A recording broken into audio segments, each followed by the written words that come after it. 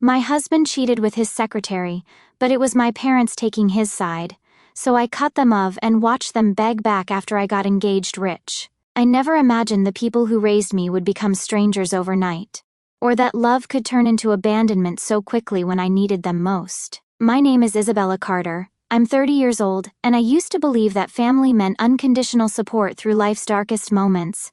I was wrong. The unraveling of my entire world began on what seemed like an ordinary Tuesday morning in March. I remember the date precisely, March 15th, because it's burned into my memory like a scar that never fully heals. I had been married to Nathan Brooks for 5 years, and foolishly I believed we had constructed something unbreakable together. Looking back, I realize I was living in a carefully crafted illusion, one that Nathan had been orchestrating for months, maybe even years. Nathan possessed this magnetic charm that drew people to him like moths to a flame. In real estate, he was considered a rising star, closing deals that other agents couldn't even dream of securing. His clients adored him, his colleagues respected him, and he had this uncanny ability to make everyone in his orbit feel like they were the most important person in the room. I used to think I was special because I was the one who got to go home with him every night, the one who shared his bed and his dreams and his morning coffee. How naive I was. That particular Tuesday started like any other. I had kissed Nathan goodbye as he headed off to show properties to potential buyers, and I had left for my own work, an interior design consultation for a young couple renovating their first home. I loved my job.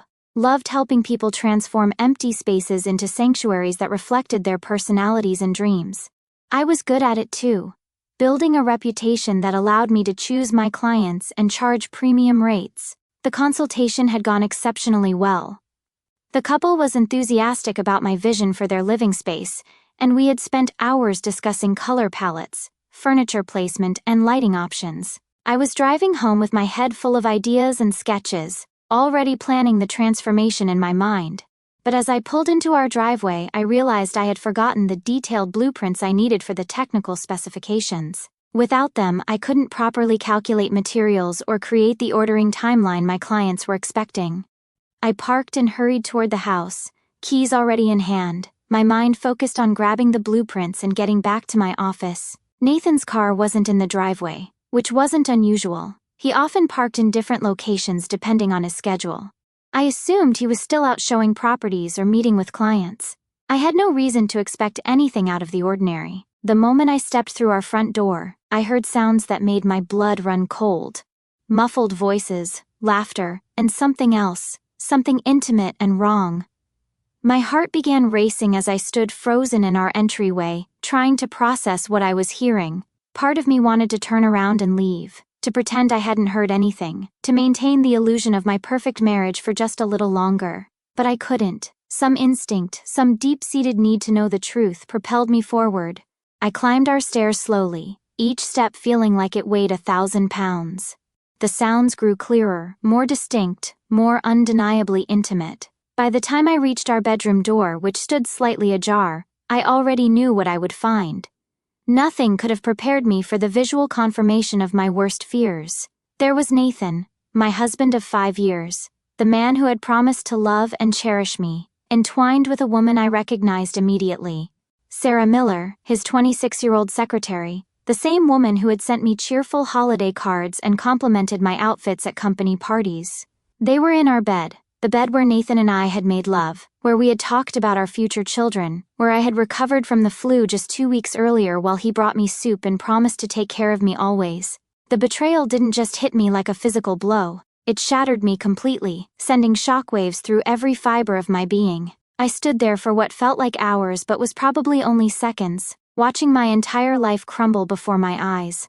Neither of them noticed me at first, too lost in their passion to sense my presence. When Nathan finally looked up and saw me standing there, his face went through a series of expressions: surprise, guilt, panic, and then, most devastatingly, something that looked almost like relief. "Isabella," he said, as casually as if I had caught him reading the newspaper. "You're home early." Sarah scrambled to cover herself with our sheets. Sheets I had picked out, sheets I had washed countless times, sheets that would never feel clean to me again. She looked mortified, but not nearly as sorry as someone should look when caught destroying a marriage. I couldn't speak. I couldn't move. I could barely breathe. The room felt like it was spinning, and I had to grip the doorframe to keep from falling. This was supposed to be my safe space, my sanctuary, the place where love lived. Instead, it had become the scene of the ultimate betrayal. Without saying a word, I turned and walked out.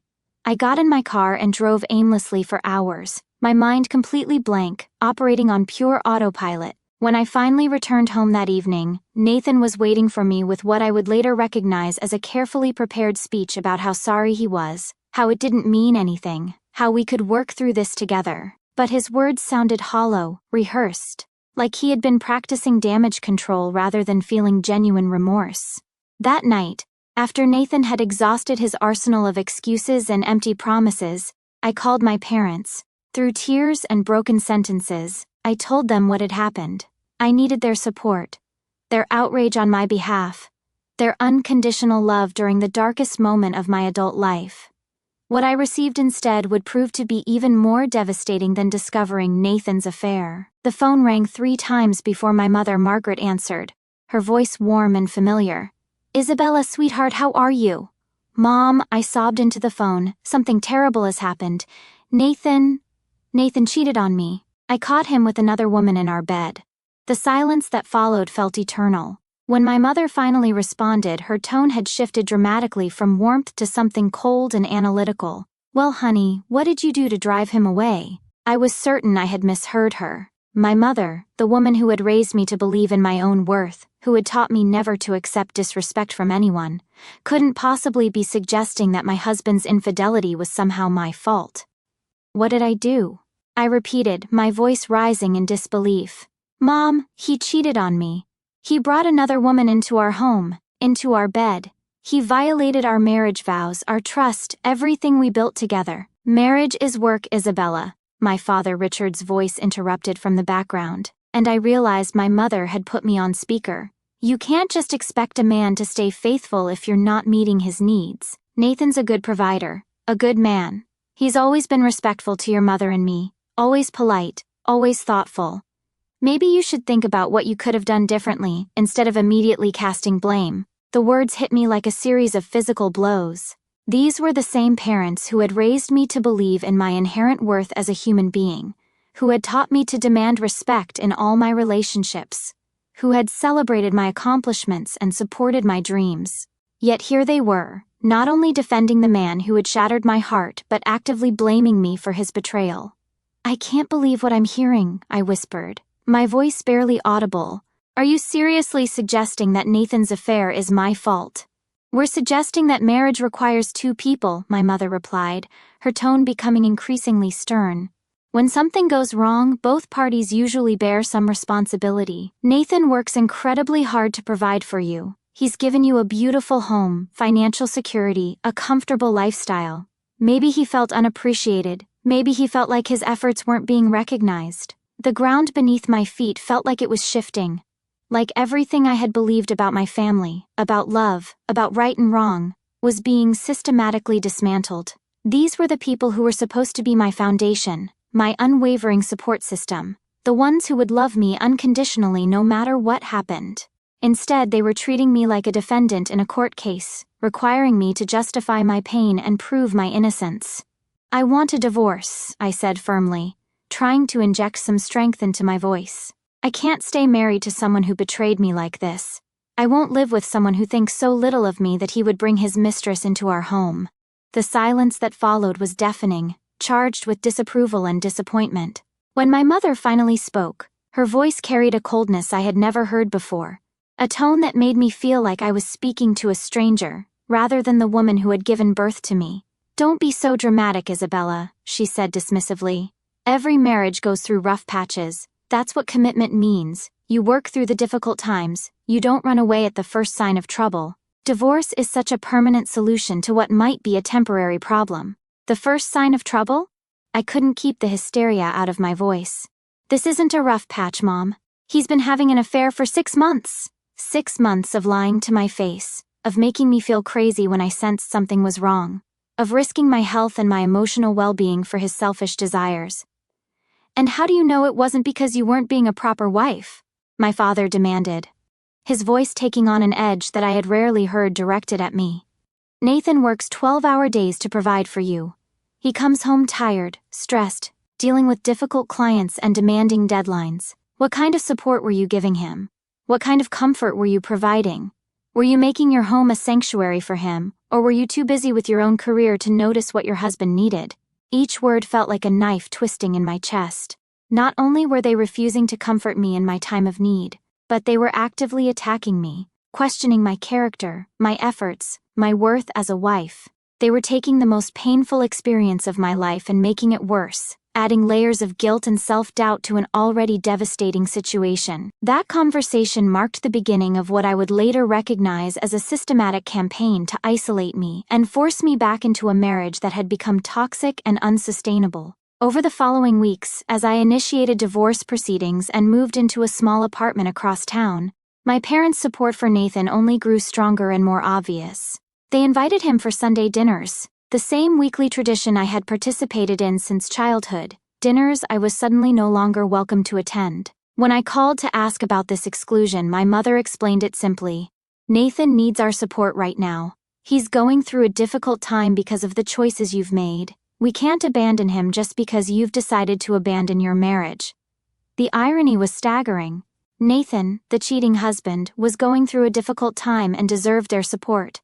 Meanwhile, I, their own daughter, was apparently going through a self-inflicted crisis that warranted no sympathy or assistance. They called him regularly to check on his well-being, worried aloud about how the divorce proceedings were affecting his work performance, and repeatedly urged me to be reasonable and give him another chance. Every conversation with them became an exercise in emotional manipulation, designed to make me feel guilty for refusing to reconcile with my unfaithful husband. He made one mistake, Isabella, my mother pleaded during one of our increasingly rare phone calls. He's human. You're throwing away 5 years of marriage over one moment of weakness. 1 moment? I laughed bitterly. Mom, he was sleeping with her for half a year. He bought her jewelry with our joint account. He took her on weekend trips while telling me he was at work conferences. This wasn't a moment, this was a calculated betrayal. You're being overdramatic, she replied dismissively. This is exactly why Nathan felt the need to look elsewhere. You always blow things out of proportion. Each conversation left me feeling more isolated and confused. The people who were supposed to love me unconditionally were systematically dismantling my reality, making me question my own perceptions and feelings. They made me feel like I was crazy for being hurt, selfish for wanting respect, and ungrateful for refusing to tolerate betrayal. The final blow came 3 months after I'd filed for divorce. I drove to my childhood home, hoping for one last attempt at reconciliation with my parents. As I pulled into the driveway, I saw Nathan's car parked in my usual spot. Through the kitchen window, I could see him sitting at our family dinner table, laughing with my parents as if nothing had changed. I sat in my car for 10 minutes, watching this scene unfold. Nathan was gesturing animatedly, telling some story that had my father doubled over with laughter. My mother was fussing over him, refilling his plate and touching his shoulder affectionately. It was the same warm, loving treatment I had received my entire life, except now it was being lavished on the man who had destroyed me. When I finally worked up the courage to go inside, the atmosphere changed instantly. My parents' warm smiles faded, and Nathan had the audacity to stand up and try to hug me. Isabella, he said with that practiced charm, I'm so glad you're here. Maybe we can finally talk about working things out. Working what out? I asked, looking between him and my parents. You cheated on me, Nathan. We're getting divorced. There's nothing to work out. Honey, my mother said gently, as if speaking to a troubled child, Nathan has been coming by every week. He's told us how sorry he is, how much he loves you. He's willing to do whatever it takes to save your marriage. He told you he's sorry? I turned to Nathan, incredulous. You're sorry? You're sitting in my parents' house, eating dinner at my childhood table, playing the victim while I'm struggling to rebuild my entire life? I made a mistake, Nathan said, his voice taking on that manipulative tone I had learned to recognize. But I love you, Isabella. We can get past this if you just stop being so stubborn. Stubborn? The word exploded out of me. I'm stubborn for having self-respect? You're stubborn for throwing away a good marriage over something that meant nothing, my father said firmly. Nathan's here every week, showing us how much he cares about this family. Where are you? When was the last time you came for dinner? When was the last time you even called?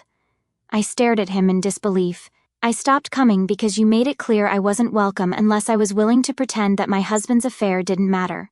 I stopped calling because every conversation turned into a lecture about what a terrible wife I am. Maybe if you listened to those lectures you'd learn something, my mother snapped. Nathan's a good man, Isabella. He made one mistake, and instead of helping him through it like a good wife should, you abandoned him. You abandoned your marriage. You abandoned your family. That's when I realized the truth. They hadn't just chosen Nathan over me. They had completely rewritten the narrative in their minds. In their version of events, I was the villain. I was the selfish daughter who had abandoned her loving husband over a minor indiscretion. Nathan was the victim, the devoted husband trying to win back his unreasonable wife. I can't believe this, I whispered. I can't believe you're all sitting here acting like I'm the problem. You are the problem, my father said coldly. You always have been. Ever since you were little, you've been dramatic, oversensitive, always making everything about yourself. Nathan's been nothing but patient with you, and this is how you repay him? I looked around the room at these three people who were supposed to love me, who were supposed to protect me, who were supposed to be my safe harbor in life's storms. Instead, they were attacking me, defending my betrayer, and making me feel like I was losing my mind. I'm done, I said quietly. I'm done trying to make you understand.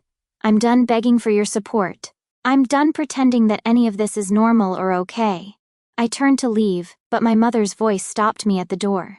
If you walk out that door, Isabella, don't expect us to be here when you come crawling back. We've been patient with your tantrum long enough. Either you come to your senses and work things out with Nathan, or you're on your own. I turned back one last time, memorizing their faces. Then I guess I'm on my own. And for 2 years I was completely on my own. My parents cut off all contact, sending my birthday and Christmas cards back unopened. They blocked my number, unfriended me on social media, and told our extended family that I had abandoned the family during a difficult time when my grandmother passed away. I found out from a neighbor. When my father had a minor heart attack, I learned about it through a mutual friend weeks later.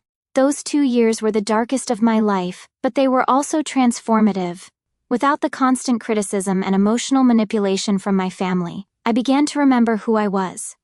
I threw myself into my interior design business, which flourished once I stopped second-guessing every decision. I made new friends who valued loyalty and honesty. I went to therapy and learned about toxic family dynamics and emotional abuse. Most importantly, I learned to trust my own judgment again. It was during this period of healing that I met Alexander Montgomery. He was nothing like Nathan. Where Nathan was charming and manipulative, Alexander was genuine and steady. Where Nathan had made me feel like I was too much, Alexander made me feel like I was exactly enough. He was successful, running his family's real estate development company, but more than that, he was kind. He listened when I talked, supported my dreams, and never once made me feel like I needed to be smaller to make him comfortable. Alexander's family was everything mine wasn't.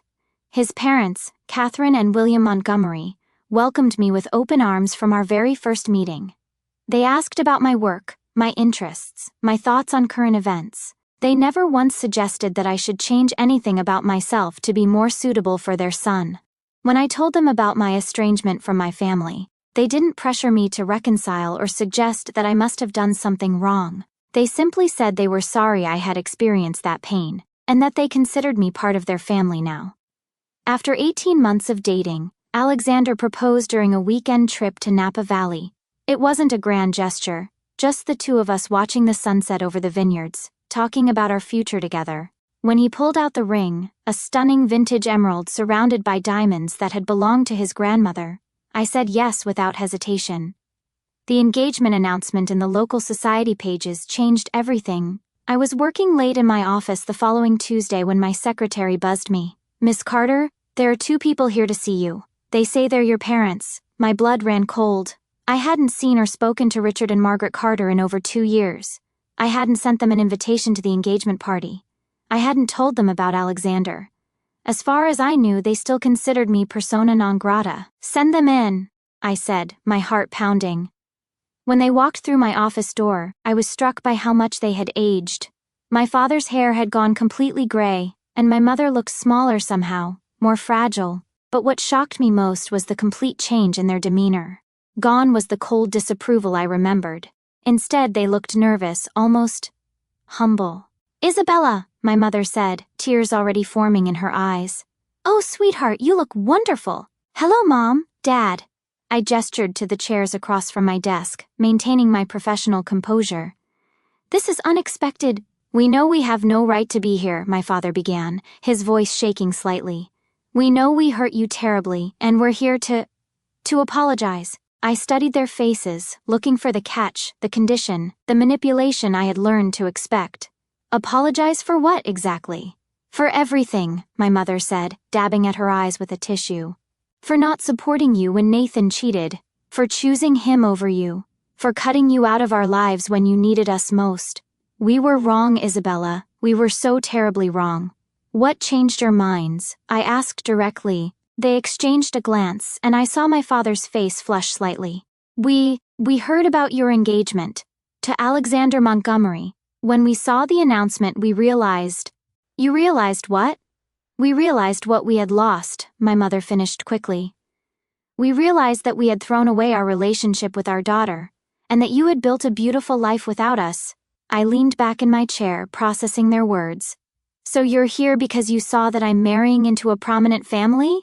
"No," my father protested. "We're here because we missed you. Because we've regretted our actions every single day for 2 years. Really, because I sent you both letters when Grandma died. I tried to call when Dad had his heart attack. I reached out on every birthday and holiday for the first year. You returned everything unopened and blocked my calls." My mother began crying harder. "We were stubborn. We were proud. We thought you would come back and apologize, and when you didn't..." "Apologize for what? For leaving a cheating husband? For refusing to pretend that infidelity is acceptable?" "We know how it sounds," my father said desperately. "But we were thinking about stability, about not making hasty decisions. Nathan seemed so remorseful, and divorce is so final, and now?" I asked. "What's changed about your perspective on divorce?" Another uncomfortable silence. Finally, my mother spoke. "We heard that Nathan married Sarah last month, the woman he was with." Ah, there it was. Nathan had moved on, remarried his mistress, and was no longer available to play the role of the wronged husband seeking reconciliation. Meanwhile, their daughter had landed one of the most eligible bachelors in the city. "So Nathan's off the market, and I'm about to marry into money and social status," I said bluntly. "And suddenly you remember that you have a daughter." "That's not fair," my father said, but his tone lacked conviction. "Isn't it?" I stood up and walked to the window, looking out at the city below. "Let me ask you something. If I were marrying a teacher or a mechanic or an accountant, someone lovely but not wealthy or connected, would you be here today?" The silence stretched so long that I turned back to face them. Their inability to answer was answer enough. "I thought so," I said softly. "Isabella, please," my mother begged. "We know we don't deserve your forgiveness. We know we failed you as parents. But we love you, and we want to be part of your life again." "Do you?" I asked. "Or do you want to be part of Alexander's life? Part of the Montgomery family circle? Part of the social advantages that come with being my parents?" "We want to be part of your happiness," my father said, but even he seemed to realize how hollow it sounded. I returned to my desk and sat down, looking at these two people who had given me life but had nearly destroyed my spirit. For a moment, I felt a familiar pang of longing for the parents they used to be, before everything went wrong.